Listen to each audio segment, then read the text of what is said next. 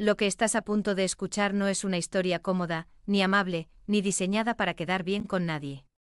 Es una de esas historias que incomodan porque obligan a mirar donde muchos prefieren apartar la vista. Porque aquí no hablamos solo de un conflicto personal, hablamos de orgullo, de rumores, de límites que se cruzan y de un entorno profesional que, según quien lo cuente, se convierte en el escenario de algo que jamás debería haber ocurrido. Y la pregunta es inevitable: ¿qué pasa cuando lo personal se mezcla con lo laboral y nadie frena a tiempo? Quédate hasta el final porque lo que empieza como un comentario aparentemente trivial termina convirtiéndose en un relato que ha generado polémica, incredulidad y muchas preguntas sin respuesta. Y no es la típica historia de famosos edulcorada. Aquí hay nombres, hay versiones enfrentadas y hay una narración que, por muy desordenada que sea, ha encendido las redes. Todo arranca, según el propio protagonista, con palabras. Con comentarios. Con ese tipo de bromas o críticas que algunos lanzan sin pensar en las consecuencias.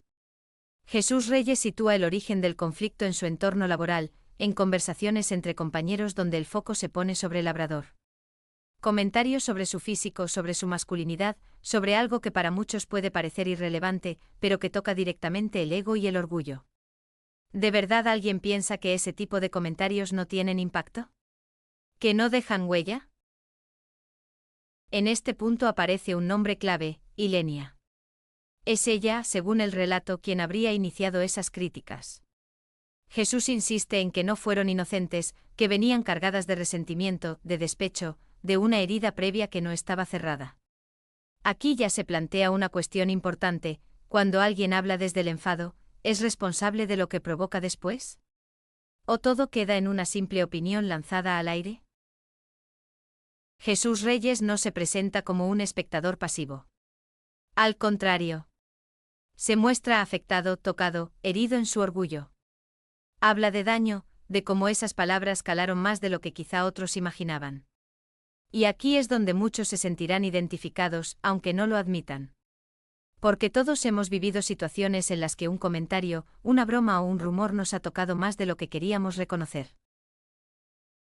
Pero la historia no se queda en el terreno de las palabras. Jesús introduce un elemento que para él es clave: las pruebas. Dice haber revisado conversaciones antiguas, mensajes de WhatsApp, intercambios privados que, según su versión, respaldan lo que está contando. Esto no es solo memoria o percepción, insiste, hay registros. Hay fechas, hay horas, hay contexto. Y eso, para quien escucha, cambia el tono del relato. Ya no es solo una sensación, es una versión que se quiere presentar como documentada.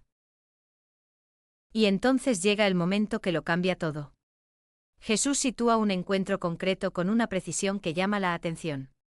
Un día, una hora, un lugar, los baños del entorno laboral. Aquí la narrativa da un giro brusco. Lo que hasta ahora era un conflicto verbal, un choque de egos, se traslada a un espacio físico, privado, íntimo. Y es en ese punto donde muchos se preguntan cómo se llega hasta ahí. ¿Qué decisiones se toman, qué silencios se aceptan, qué señales se ignoran? El relato se vuelve cada vez más incómodo. Jesús describe una situación que, según él, se descontrola. Habla de gestos, de acercamientos, de comportamientos que cruzan claramente la línea de lo apropiado, especialmente en un contexto profesional. No entraremos en detalles explícitos, pero el mensaje es claro: lo que ocurrió en ese baño no debería haber ocurrido. Y la pregunta vuelve a surgir con más fuerza: ¿por qué nadie se detuvo antes? Labrador aparece aquí no solo como objeto de comentarios previos, sino como parte activa del encuentro que Jesús narra. La tensión, el morbo, la incredulidad de quien escucha se mezclan con una sensación de estar presenciando algo que no encaja con la imagen pública, con lo que se espera de un entorno de trabajo. ¿Cuántas veces se normalizan actitudes porque ocurren entre adultos? ¿Cuántas veces se mira hacia otro lado? El punto de inflexión llega cuando, según Jesús, uno de los implicados recuerda dónde están. Recuerda que no es un espacio privado cualquiera, que no es una casa, que no es un lugar ajeno a normas y responsabilidades. Es un entorno profesional, con cámaras, con compañeros, con consecuencias. Y ahí se frena todo. De golpe. Sin cierre claro. Sin una resolución que calme las aguas. Ese final abrupto es, quizás, lo más revelador de toda la historia. Porque no hay disculpas públicas, no hay explicaciones conjuntas, no hay un todo quedó aclarado.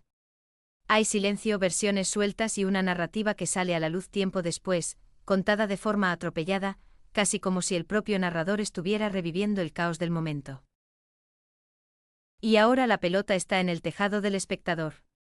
Porque más allá del morbo, más allá de la polémica, esta historia plantea conflictos muy reconocibles.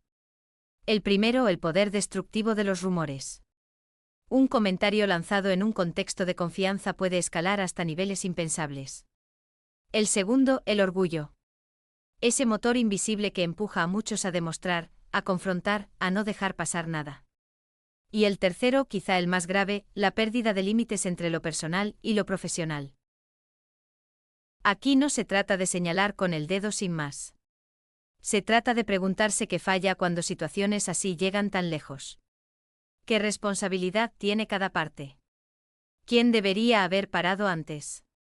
Y porque estas historias generan tanto interés, porque incomodan, porque rompen la fachada, porque muestran que bajo la superficie de los platós, los despachos o los equipos de trabajo, hay tensiones humanas que no siempre se gestionan bien.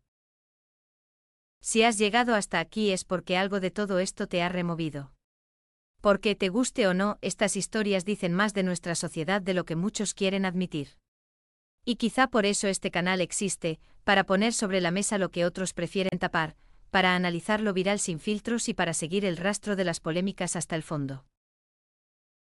Y ahora dime, ¿crees que este tipo de conflictos son inevitables cuando se mezclan egos, fama y trabajo? ¿O seguimos normalizando comportamientos que deberían tener consecuencias claras? Si este tipo de historias te interesa, si te gusta ir más allá del titular rápido y entender qué hay detrás de la polémica, ya sabes dónde estás. Aquí seguimos contando lo que otros solo susurran, y lo que viene después de esta historia no va a dejar indiferente a nadie.